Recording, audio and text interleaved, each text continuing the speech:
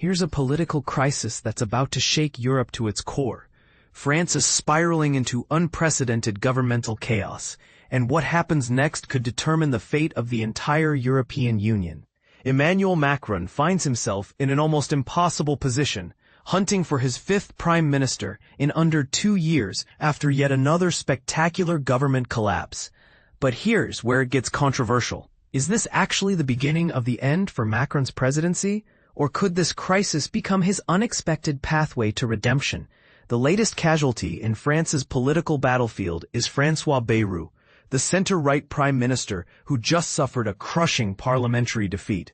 On Monday, opposition forces delivered a devastating blow with a 364 to 194 no-confidence vote, effectively demolishing Bayrou's administration over his deeply unpopular budget austerity measures. By Tuesday, Bayrou will formally submit his resignation to President Macron, marking another chapter in what's becoming France's most unstable political era in decades. What makes this situation particularly explosive is the impossible mathematical puzzle facing whoever steps into the prime ministerial role next. The new leader will need to perform what many consider political magic. Somehow unite a bitterly divided parliament while crafting a budget for the upcoming year that nobody seems to want. And this is the part most people miss. France isn't just dealing with political drama. The country is drowning in a financial crisis that threatens the stability of the entire European project. The numbers tell a terrifying story. France's budget deficit has ballooned to nearly twice the European Union's mandated 3% ceiling, while the nation's debt mountain has reached a staggering 114% of GDP.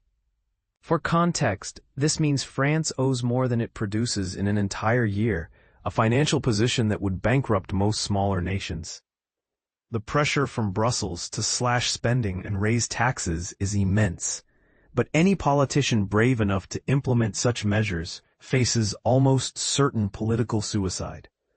Among the names swirling in political circles for the next prime minister is Defense Minister Sébastien Lecornu, though Macron's advisors are reportedly considering more radical options.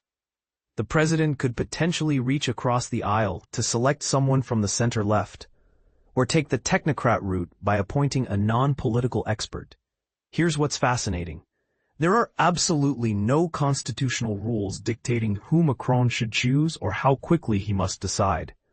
This gives him unprecedented freedom, but also places enormous pressure on making the right choice. The Socialist Party, smelling blood in the water, is already making aggressive power grabs. I would like it to be the left, the Greens. We need to claim power, declared Socialist Party leader Olivier Faure during a recent France Inter radio interview. But here's the controversial question. Do the socialists actually have any viable solutions to France's crisis? Or are they simply opportunistically positioning themselves for power? Meanwhile, Marine Le Pen's far-right National Rally continues its relentless drumbeat for snap parliamentary elections, something Macron has categorically refused to consider. Dissolving parliament is the only way, the best way, to get out of a political crisis, Le Pen insisted to reporters. But this raises a provocative point. Could Le Pen actually be right?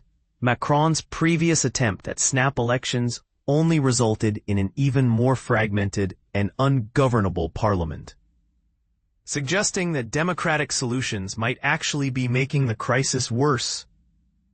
Surprisingly, financial markets have responded with relative calm to this latest political earthquake.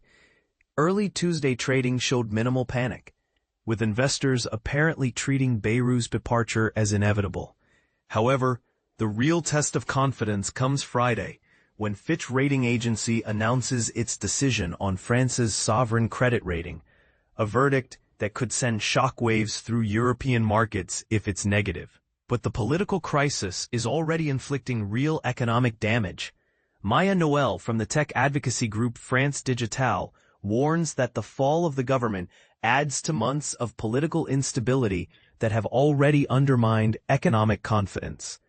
In France's crucial innovation sector, this uncertainty is creating immediate consequences by slowing investment and deterring hiring decisions. This raises an uncomfortable truth. While politicians play their games, ordinary French citizens and businesses are paying the price. The situation is about to get even more volatile. Social media is exploding with plans for Let's Block Everything anti-government protests scheduled for Wednesday, a movement that's eerily reminiscent of the massive Yellow Jacket demonstrations that nearly brought down Macron's government between 2018 and 2019. What makes this particularly unpredictable is the complete absence of centralized leadership, making it impossible to predict whether these protests will fizzle out or escalate into nationwide chaos. Paris Police Chief Laurent Nunez is clearly taking no chances, announcing the deployment of 80,000 officers across the country. Authorities are bracing for potential attempts to blockade major roads and train stations, with serious concerns about possible violent confrontations. The question everyone's asking: could these protests become the spark that finally forces Macron to resign? Some protesters are already making their intentions crystal clear. Now that the change of the prime minister is a done deal, they need to get rid of what's higher up. That's a message for Macron, explained 61-year-old demonstrator Alain Petit at a symbolic farewell drink for Bayrou in Clermont-Ferrand. These farewell gatherings are spontaneously appearing at city halls across France, suggesting a level of grassroots organization that could translate into significant protest participation. Adding fuel to the fire, major labor unions have announced a comprehensive day of strikes and protests for September 18, potentially creating a perfect storm of civil unrest that could paralyze the country. So here's the million-euro question that's dividing France. Is this political crisis actually a sign of democracy working as intended, with opposition parties rightfully checking an unpopular government's power? Or is this the kind of political paralysis that's destroying France's ability to govern itself and threatening its position as a European leader? What do you think? Should Macron call snap elections and risk even greater instability? Or would that be surrendering France's future to political extremists? And more provocatively, could this crisis actually be exactly what France needs to force real reform, even if the short-term pain is excruciating? Share your thoughts on whether democratic gridlock is sometimes preferable to unpopular but necessary economic reforms.